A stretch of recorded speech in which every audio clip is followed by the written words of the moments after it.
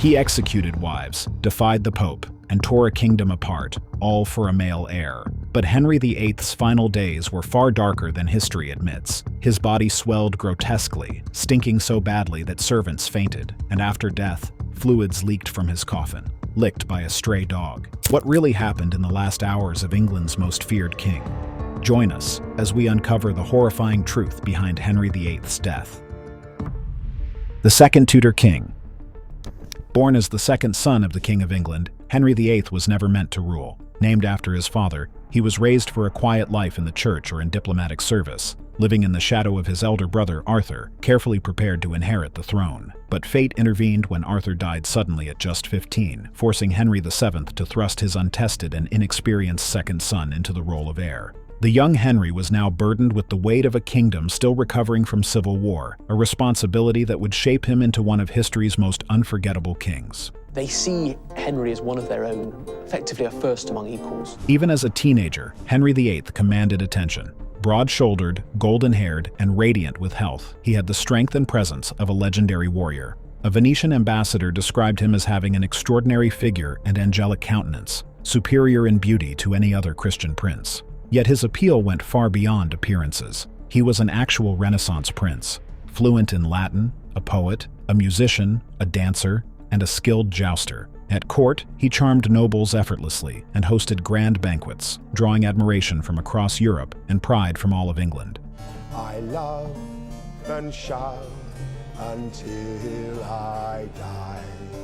But beneath the brilliance, tension was growing. Arthur had been married to Catherine of Aragon, and with his untimely death, her future in England hung in the balance. Sending her back to Spain would have meant returning her massive dowry, something Henry VII was unwilling to do. The solution was daring. Henry, now heir, would marry her.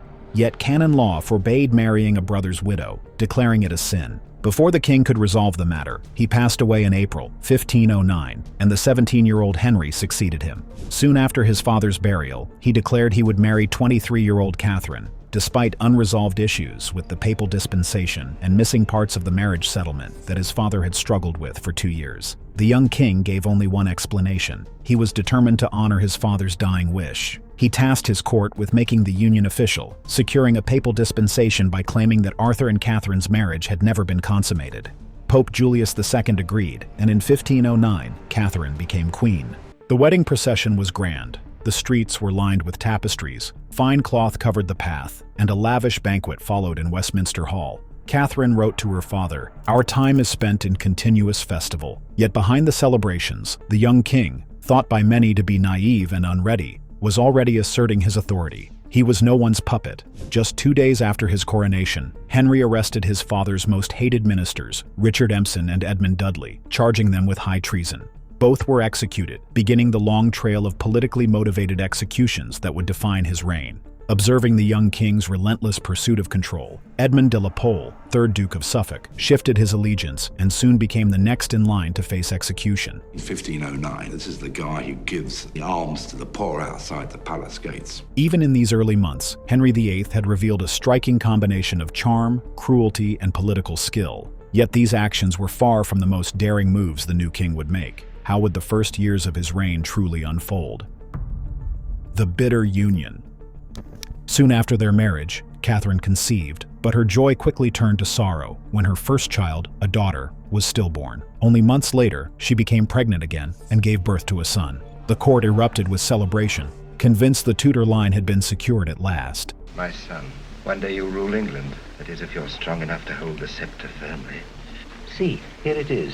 In honor of the boy's birth, the king staged a grand tournament at Westminster, filled with jousting, music, and endless feasting. Yet within weeks, tragedy struck again, and the infant prince was gone, leaving the kingdom once more in uncertainty. The years that followed were marked by repeated heartbreak. Catherine gave birth to 2 more sons, both of whom were stillborn. However, her daughter Mary was born healthy, and although the king's fears were never fully allayed, they were somewhat alleviated. For Henry, a single surviving girl was not enough to protect the fragile Tudor dynasty. Another pregnancy ended in the stillbirth of a daughter, deepening the strain between husband and wife and casting a shadow over their once steady marriage. Soon, Henry began pleading with Pope Clement VII to annul his marriage to Catherine, insisting it had been invalid from the start. But Clement, trapped between Henry and Catherine's powerful nephew, Emperor Charles V, stalled. When the Pope refused to act, Henry's patience snapped. If Rome would not release him, he would shatter Rome's grip on England.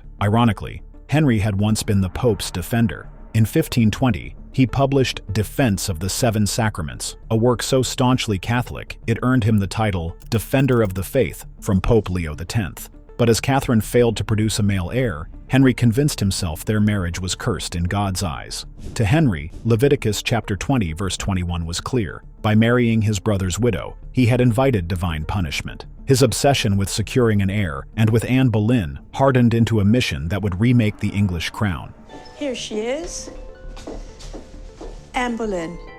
By 1527, Henry sought every path possible. He sent envoys to Rome, pressed for a papal court in England, and even allowed his secretary to present a false draft bull in hopes of tricking Clement. Each attempt collapsed. When the case was recalled to Rome in 1529, Henry knew the answer would never come. Cardinal Wolsey, who had promised success, was cast aside, disgraced, and soon dead. Thomas More, Wolsey's brilliant successor, resisted Henry's annulment, but tried to balance loyalty with conscience. He would not last either. Meanwhile, Henry did not deny himself other pursuits, and took mistresses. Whispers at court revealed an early affair with one of the Duke of Buckingham's sisters, and soon after, he became involved with Elizabeth Blount. Unlike others, Blount gave him what Catherine could not, an illegitimate son, Henry Fitzroy. The boy was showered with titles and raised as if he might one day stand as a true heir. Some believed he was being prepared for eventual legitimization, yet destiny cut him short, and he lost his life before his future could be realized. King Henry also pursued Mary Boleyn, one of Catherine's ladies-in-waiting. Rumors spread that her 2 children were his, but unlike Fitzroy, the king never acknowledged them. What he did acknowledge, however, was the frustration gnawing at his soul. Catherine had given him no living son, and his longing for a secure dynasty only grew stronger.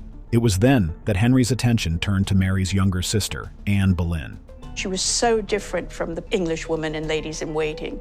But unlike Mary, Anne would not yield to his advances. Educated, outspoken, and sympathetic to reformist ideas, she refused to settle for being a mistress, demanding instead the place of a wife. She immediately stood out as this gracious personality who effectively set the court on fire. When Archbishop Warham died, Anne's influence grew further, and she ensured that Thomas Cranmer, a reform-minded cleric, rose to the position of Archbishop of Canterbury. With Anne pregnant and time running short, Henry secretly married her in 1533. Within months, Cranmer declared his marriage to Catherine null and his union with Anne valid. Catherine was banished, stripped of her title, reduced to the humiliating title of Princess Dowager, and Anne was crowned queen. That autumn, Anne gave birth, not to a longed-for son, but to a daughter, Elizabeth. Parliament quickly moved to secure the new order. The Acts of Succession and Supremacy severed England from papal control, making Henry the supreme head of the Church of England. Monasteries were looted, dissent crushed, and opponents executed. Sir Thomas More and Bishop John Fisher, refusing to bend, were put to death in 1535. Across the north, thousands rebelled in the Pilgrimage of Grace. Henry promised mercy, but broke his word. Hundreds were hanged, including their leader, Robert Aske. England was now ruled by a king who wielded both crown and cross. However, as Henry's power expanded, his health steadily declined. How the mighty falls.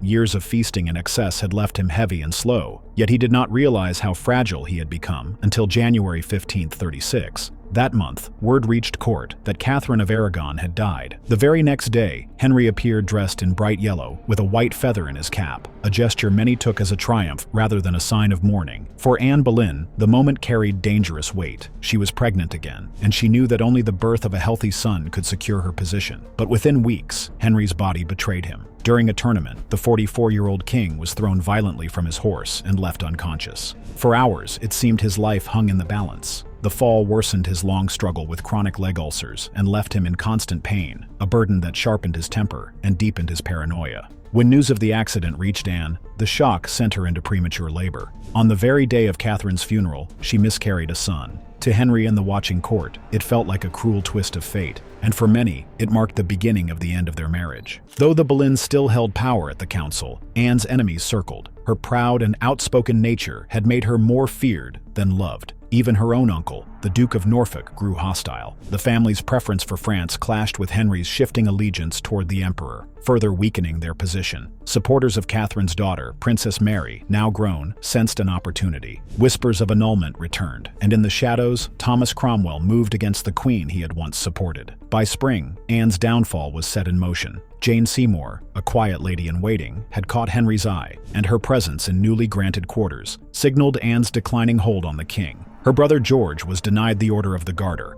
a sharp public insult, while allies fell away one by one. Then came the arrests. Between 30th April and 2nd May, 5 men, including George Boleyn, were accused of adultery with the Queen and charged with treason. The accusations were thin, but trials in Henry's England rarely sought proof. All were condemned. On 17th May 1534, Archbishop Cranmer annulled Henry and Anne's marriage, citing the king's prior involvement with her sister Mary as grounds. The same day, Anne's alleged lovers were executed. 2 days later, on 19th May, the Queen herself was led to the scaffold on Tower Green. At just 35 years old, she met her death by sword, calm but stripped of crown, husband, and legacy. The day after Anne Boleyn's execution, King Henry wasted no time. At 45, he became engaged to Jane Seymour. Within 10 days, they were married at Whitehall, in a quiet ceremony conducted by Bishop Stephen Gardiner. The beginning of the end.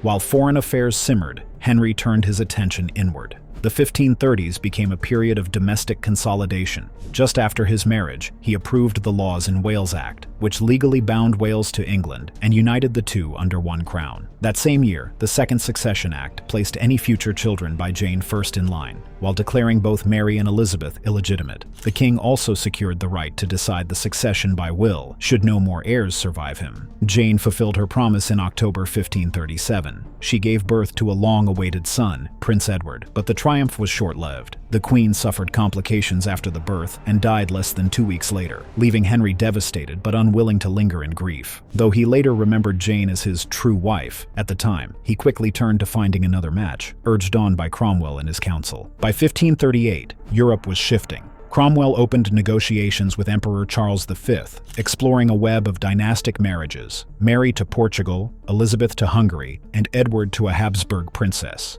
Even Henry himself was suggested as a suitor for Christina, the young Dowager Duchess of Milan. But peace between Charles and Francis in 1939 changed the balance. Faced with the possibility of a Catholic alliance against him, Henry grew increasingly anxious. Cromwell, ever the strategist, fed the king constant reports of threats, real and imagined. Enriched by the plunder of monasteries, Henry spent heavily on coastal fortifications, preparing for an invasion that never came. It was Cromwell who pressed the next solution, a German alliance. He recommended Anne of Cleves, sister of Duke William of Jülich-Cleves-Berg, whose lands lay between Lutheran and Catholic powers. To secure Henry's interest, Hans Holbein the Younger was dispatched to paint her portrait. The image pleased the king, and at 49, he agreed to the match. But when Anne arrived in England, Henry was appalled. He claimed her beauty had been exaggerated and confided to his courtiers that he loved her not. Still, political necessity forced the wedding, which took place in January 1540. The marriage, however, was never consummated. Henry complained bitterly of Anne's appearance and even her scent, insisting he had left her as good a maid as when he found her. By that summer, he demanded an annulment, and Anne of Cleves wisely complied. The marriage was dissolved in July 1540, and she walked away with rich estates, a lifelong allowance, and the courtesy title of the king's sister.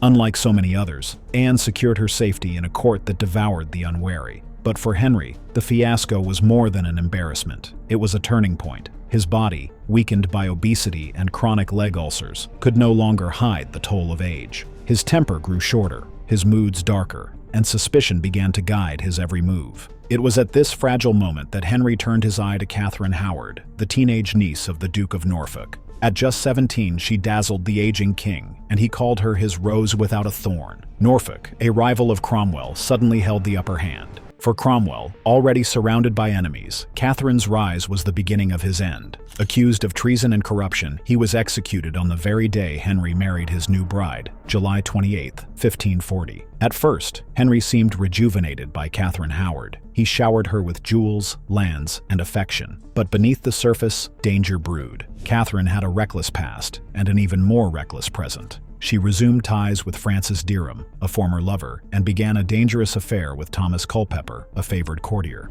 When her secrets reached Archbishop Cranmer, the truth could no longer be hidden. At first, Henry raged against his counsel, refusing to believe his Rose could betray him. But Derham's confession and Culpeper's exposure left no room for denial. Both men were executed, and Catherine herself was dragged to the scaffold. On February 15, 42, she was beheaded at only 19. Henry's fifth queen was gone, but not his need for companionship. In 1543, he married Catherine Parr, a wealthy widow with a sharp intellect and careful diplomacy. Unlike her predecessors, she understood how to navigate the king's volatile moods. A reformer at heart, she even debated religion with him, though carefully enough to survive. More importantly, she helped reconcile Henry with his daughters, Mary and Elizabeth, restoring them to the line of succession alongside Prince Edward. In those days, fate dealt Henry a cruel blow, one many whispered was nothing less than karma for the choices of his past. The final torment. The wound on Henry's leg became the curse of his later years. What began as a persistent injury turned into an open ulcer that oozed pus and stank of infection. His chronic leg ulcers became one of his most persistent struggles. Court physicians drained them daily, filling bowls with foul liquid. The pain was constant, so intense that the brush of a bedsheet could make him scream. Secret medical notes described the sores as grievous beyond measure, impossible to conceal. Henry tried everything, compressing them with lead-lined bandages, drowning himself in imported perfumes, even ordering his portrait painters to exaggerate his strength and hide his decline. But the truth could not be hidden. The infection poisoned his entire body. Modern analysis suggests chronic osteomyelitis, a deep bone infection that released toxins into his bloodstream. The effects were devastating. Fevers left him drenched in sweat one day and shivering the next. His appetite swung wildly. More dangerous still were the neurological effects. Toxins reaching his brain intensified his mood swings, feeding the paranoia that drove him to lash out at friends, family, and servants. By the 1540s, the changes were unmistakable. His weight ballooned to more than 350 pounds. New armor had to be forged for a waist measuring 54 inches, wider than a modern refrigerator. Floors at Hampton Court were reinforced to hold his bulk, and doorways were widened. Special slings and pulleys were constructed to lift him from his bed, while his wheeled chair was kept out of public view. The disintegration of his mind matched the grotesque transformation of his body. Courtiers reported that he spoke to people who were not there, his long-dead mother, his executed wives, even his own father. Ambassadors described moments when Henry screamed at empty chairs, convinced Anne Boleyn was mocking him. He became obsessed with the idea that his servants were poisoning his dressings. Bandages soaked in pus were brought to him for inspection before being burned. Even his ointments were tested on others before he would allow them to touch his skin. By Christmas, 1546, Henry was a ruin of a man. His face had swollen grotesquely, his eyes yellowed and bloodshot, his body so decayed that no amount of incense or perfume could disguise the stench. Courtiers carried pomanders of herbs to endure his presence. Some left audiences with the king only to vomit afterwards. The once golden prince was now a bloated, festering tyrant. The next year, Henry entered his final decline. The ulcers on his legs had grown monstrous, blackened with gangrene so severe that bone showed through rotting flesh. Dr. Thomas Wendy's suppressed notes, rediscovered in 1891, described the wounds as beyond all measure of nature. The stench was unbearable. Servants fainted while changing his sheets. Windows had to be left open in the bitter cold to vent the decay. Henry's skin turned a waxy yellow, his eyes jaundiced to match. His swollen tongue left him barely able to speak, his words reduced to wet gargles, his attendants strained to interpret. His breath reeked of rot, a sign that the infection had spread to his gut. Fluid swelled his belly, crushing his other organs. 6 men were needed just to turn him in bed. His legs split open under the pressure, weeping foul discharge through bandages by the dozen. The king's mind drifted between lucidity and delirium. At times, he begged his physicians to cure him, offering riches beyond imagination. When they failed, he threatened them with torture and death. Other times, he cried out to people long gone. He begged his mother to protect him from demons crawling up from beneath the bed. He apologized to his brother Arthur for stealing both his crown and his wife. He even called out for Catherine of Aragon, his discarded first queen, asking forgiveness. He had denied her in life. On January 27th, Henry suffered a massive stroke. The right side of his face collapsed. His speech dissolved into incoherent noise. Yet even then, his tyrannical instincts lingered. With a trembling hand, he tried to sign the death warrant of Thomas Howard, Duke of Norfolk. The scrawl was illegible, more blot than signature, and only Henry's own death the following day spared Norfolk's life. Official history claims Henry died peacefully in his sleep. The truth, hidden for centuries, is far darker. Archbishop Cranmer's private diary, discovered at Lambeth Palace in 1983, reveals Henry's last hours in harrowing detail. Cranmer was summoned at midnight to administer the final rites. What he found shocked even this seasoned clergyman. Henry's body convulsed in seizures so violent that 6 men struggled to restrain him. The reinforced bed frame cracked beneath his bulk. Between spasms, he vomited black bile, the smell forcing even Cranmer to retreat and retch. In moments of lucidity, Henry sobbed for his lost children, the miscarriages and stillbirths he believed he had caused. In other moments, he screamed of fire, clawing at the bed, begging someone to put out the flames only he could see. At 2 o'clock in the morning on January 28th, Henry's breathing shifted into the death rattle. Cranmer took his swollen, grotesque hand and asked if he died trusting Christ. Henry managed one weak squeeze. Moments later, his grip slackened. At 7 minutes after 2 that morning, the King of England was no more. But the horror had only begun. Henry's corpse rotted with unnatural speed. The infection that had consumed him in life now accelerated in death. His massive body bloated further as gases swelled inside. The stench overwhelmed even the corridors outside his chamber. Terrified servants abandoned their posts. For 3 days, the Privy Council concealed his death, not just to manage succession, but to figure out how to contain the disaster. When embalmers cut him open, the true scale of corruption was revealed. His liver crumbled at a touch. His intestines were black with gangrene. His heart floated in yellow fluid. The assistants fled, gagging. In desperation, the body was stuffed with 100 pounds of salt and herbs, wrapped in waxed cloth soaked in turpentine, and sealed inside a massive lead coffin. But nothing could stop the decay. At Whitehall, witnesses reported gurgling sounds from the coffin as gases pushed against the lead. During the funeral procession to Windsor, the problem grew worse. The half-ton coffin was dragged by 8 horses, a task that took 3 days in the winter mud. On the second night, the cortege stopped at Sion Abbey, a bitter irony, as Henry had destroyed its order years before. And there, legend became truth. The coffin split apart with a thunderous crack. Putrid fluid spilt across the chapel floor. By morning, guards discovered dogs had broken in and were lapping at the king's remains. The once great monarch, who had defied Rome and terrorized his people, ended as carrion for scavenging animals. His coffin was hastily resealed and hidden beneath layers of cloth. At Windsor, the burial was rushed, the ceremony stripped down to avoid scandal. Edward Seymour forbade all witnesses from speaking of what they had seen, on pain of death. For centuries, official records maintained the fiction that Henry had died peacefully and been laid to rest with honor. Even after his death, Henry VIII's decisions cast a long shadow over England, pulling the kingdom into years of unrest and bloodshed, none more devastating than the mid-Tudor crisis. The long-sought-after heir. When Henry passed away, the crown passed to his only surviving son, Edward VI. But Edward was just 9 years old, far too young to rule. Henry's will had set out a grand plan. 16 executors would govern as a regency council until the boy turned 18, with 12 more advisors available when needed. In theory, power was balanced. In reality, it was not. Almost at once, suspicion clouded the will itself. Some believe Henry, weakened and near death, was manipulated. Others argue that his signature was forged using the dry stamp, allowing ambitious factions to secure an advantage.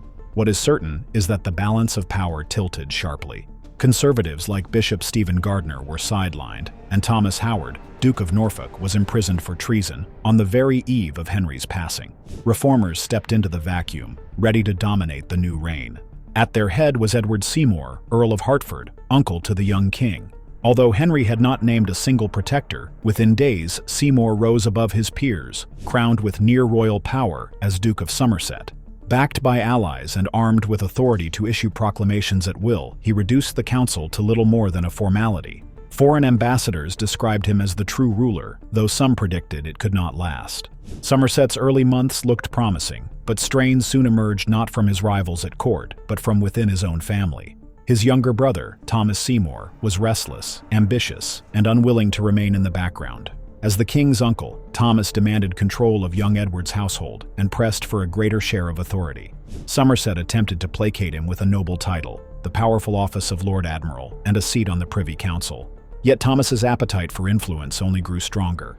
Determined to undermine his brother, he secretly funneled money to King Edward. whispering that Somerset kept him like a beggarly king, and urging him to cast aside the protector's authority once he grew older. Edward, however, remained loyal to the council's rule and did not follow Seymour's schemes. Later, Thomas defied custom and secretly married the late king's widow, Catherine Parr. Her household was filled with Protestant protégés, including the young Lady Jane Grey and a teenage Elizabeth Tudor.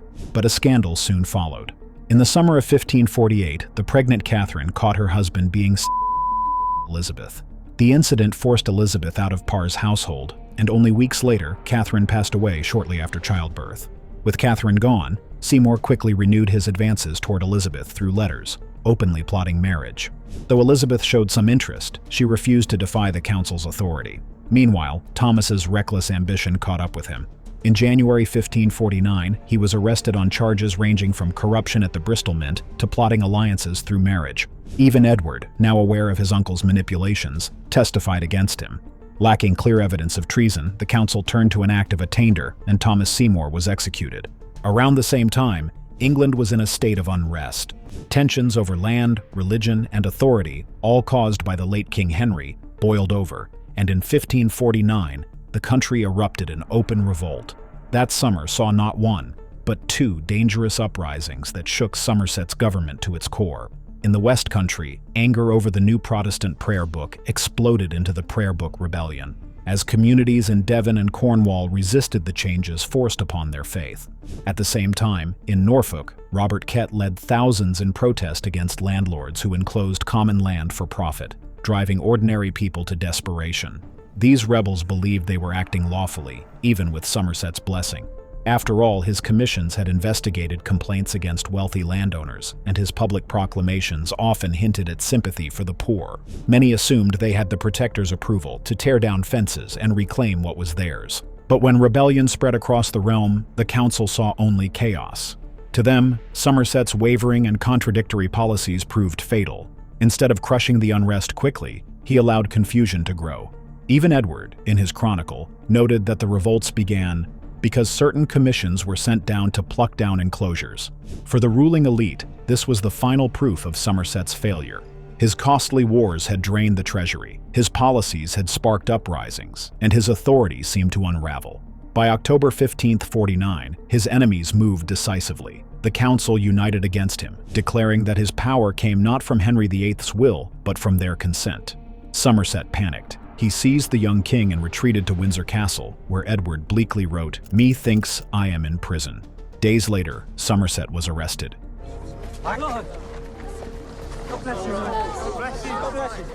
The charges laid against him were severe: ambition, vanity, reckless wars, and ruling by personal will.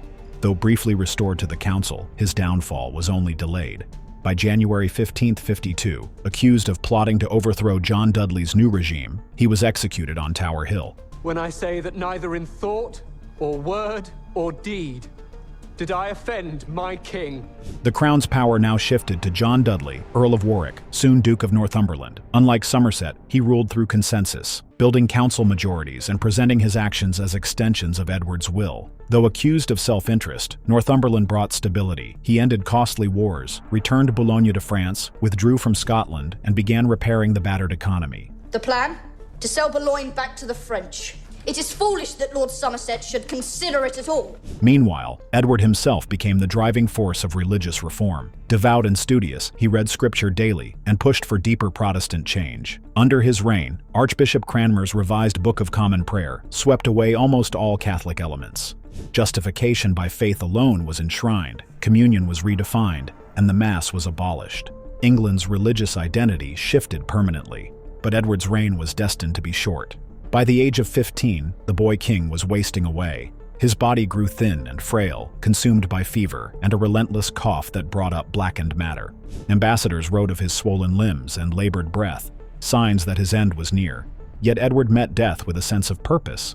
Determined to safeguard the Protestant faith, he looked past his Catholic sister Mary and cast doubt on Elizabeth, fearing her loyalties. Instead, he devised a bold new plan. Inspired by his father's willpower, he drafted what became known as My Devise, a radical alteration to the succession. At first, the document allowed only the male heirs of his Protestant cousin, Lady Jane Grey, to inherit. But as his health worsened, Edward amended the wording, naming Jane herself as heir. Judges protested, but John Dudley, Duke of Northumberland, forced their compliance. By June, more than 100 nobles and bishops had signed their allegiance. In his final days, Edward clung to this vision. He pressed for legal approval of his devise, even as his strength ebbed away. On July 6, 1553, the boy who had once ruled England with conviction breathed his last at Greenwich Palace. His final words to his tutor were whispered and solemn. "I am glad to die." Edward was buried at Westminster Abbey with Protestant rites, yet no monument rose above his grave for centuries. But death brought no peace. Northumberland concealed the news, determined to enforce Edward's wishes. On July 10th, Lady Jane Grey was escorted to the Tower of London and declared queen. Still, her rule was fragile. In Norfolk, Mary Tudor was already rallying loyal supporters. Within days, the Privy Council turned against Northumberland, declaring Mary queen on July 19th. London erupted in jubilation as Jane was dethroned after just 9 days. Northumberland was captured and executed, and Jane's fate was sealed soon after. Though she pleaded innocence, her father's later rebellion left Mary no choice. Jane, once a reluctant queen, was led to the scaffold. Edward's dream of a Protestant future crumbled with her fall. In its place, Mary restored Catholicism, unleashing religious violence and fear that would plunge England deep into the mid-Tudor crisis. Thanks for watching. See you in our next video.